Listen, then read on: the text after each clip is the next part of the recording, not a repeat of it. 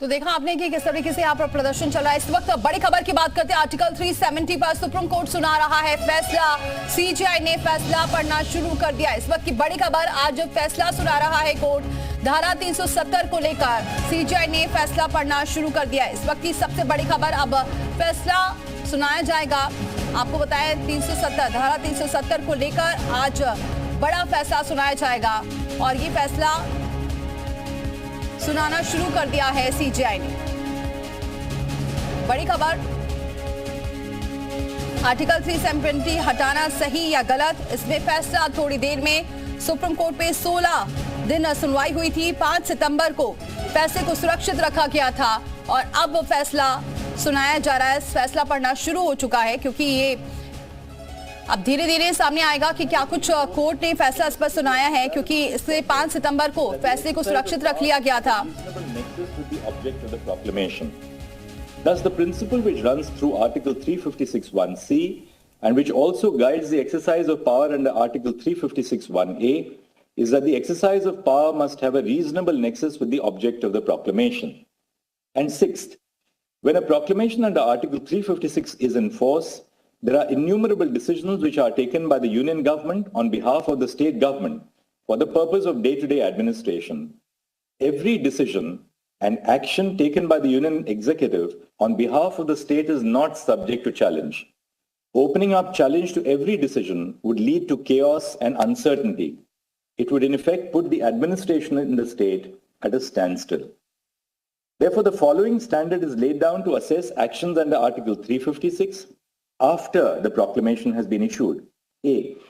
The exercise of power by the President under Article 356 must have a reasonable nexus to the object of the proclamation. B. The person challenging the exercise of power must prima facie establish that it is a mala fide or extraneous exercise of power. After a prima facie case is made, the onus shifts to the union to justify that the exercise of power had a reasonable nexus with the object of the proclamation. And C, the exercise of power by the President for everyday administration of the state is not ordinarily subject to judicial review. The argument of the petitioners that the union government cannot take actions which have irreversible consequences when a proclamation under Article 356 is in force is not accepted. The power of the legislature of the state under Article 357 to repeal or alter or amend a law enacted by Parliament in exercise of the power of the legislature of the state must be read in the context of the amendment introduced by the Constitution 42nd Amendment Act 1976. Before the amendment, the law to the extent of incompetency would automatically cease to exist after a buffer period and actions done अधिकार सीमित है, ये court ने कहा है। क्योंकि आपने जैसा कह रही हैं आरती टिक्कू जो सुन रही हैं वो भी, कि जिस तरह से जितने पिटिशनर्स हैं, लगभग जो पिटिशनर्स 26 के आसपास पिटिशनर्स हैं, उनकी बातों पर कहीं ना कहीं कोर्ट अभी गौर कर रहा है क्या करके। लेकिन उसमें उसने कहा है कि आर्टिकल 356 का जिक्र है कि आर्टिकल 356 का जो को लागू किया जाता है, जैसे वहाँ राज्यपाल राष्ट्रपति शासन जो लागू किया गया जम्मू कश्मीर में, उस मामले पर एसआर मुंबई का जो फैसला था, एसआर मुंबई मामले में जो फैसला आया था सुप्रीम कोर्ट का, उसका जिक्र भी सुप्रीम कोर्ट ने किया। और उसने कहा, लिखा है साफ साफ कोर्ट का कहना है कि जिन राज्यों में राष्ट्रपति शासन है वहां पर भी केंद्र के अधिकार सीमित हैं। मतलब केंद्र को पूरा अधिकार नहीं है, जहां जहां राष्ट्रपति शासन है कि वहां जो भी चाहे और केंद्र सरकार कर सकती है। तो जो अधिकार है उसके बारे में चर्चा हो रही है कि केंद्र और राज्य के अधिकार, क्योंकि बात यह चल रही है कि क्या केंद्र को सरकार को यह अधिकार है कि वहां कानून बना सकता है या कानून बदल सकता है। क्योंकि ये बार बार पिटिशनर की तरफ से कहा गया है कि जो वहां की विधानसभा है। देखिए यहाँ पे फैसला पढ़ना शुरू हो गया है और कहा जा रहा है आर्टिकल 370 पर 3 अलग अलग फैसले हैं जिस पर फैसला पढ़ा जा रहा है। और आपको ये बताएं, इतने साल बाद वैधता पर बहस मुनासिब नहीं है, सीजेआई ये कहते हुए नजर आए हैं। हालांकि अभी तो फैसला पढ़ना शुरू हुआ है, देखना ये होगा कि अभी फैसले में और क्या क्या पढ़ते हैं सीजेआई। लेकिन अभी उन्होंने ये कहा है कि 3 फैसले, लेकिन सभी एकमत भी हैं। चीफ जस्टिस से कहा है कि 370 पर अलग अलग ये फैसले हैं, बेंच सुना रहे हैं ये फैसला राज्य सरकार के लिए, क्योंकि बार बार जो पिटिशनर्स का कहना है कि वहां पर विधानसभा का जो अधिकार, विधानसभा ही उसको भंग कर सकती है, वहां से 370 हटाने का अधिकार भी जो है वहां की विधानसभा को है। तो ये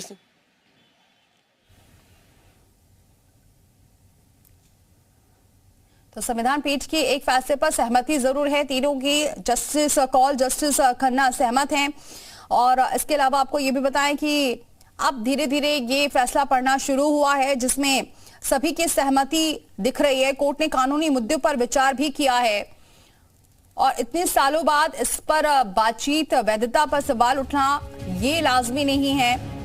3 जजों के अलग फैसले हैं लेकिन सहमति तीनों की एक है। प्रक्रिया पर बात हो, चीफ जस्टिस ने ये कहा है।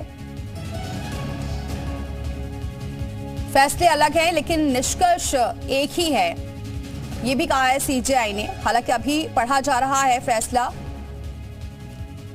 जस्टिस कौल और जस्टिस खन्ना सहमत नजर आ रहे हैं। जस्टिस गवई और जस्टिस सूर्यकांत भी सहमत हैं। तो 370 पर सुप्रीम कोर्ट का फैसला आज है जिस पर अब फैसला पढ़ा जा रहा है। इतने साल बाद वैधता पर बहस मुनासिब नहीं है, यह भी कहा है सीजेआई ने। तो आर्टिकल 370 पर फैसला सुना रही है सुप्रीम कोर्ट। प्रक्रिया पर बात होना चाहिए, इस बात का भी जिक्र किया जा रहा है। फैसले अलग हैं लेकिन निष्कर्ष इसका एक ही निकलने वाला है। तो सीजेआई ने फैसला पढ़ना शुरू कर दिया है और कुछ देर बाद साफ हो जाएगा कि क्या कहा है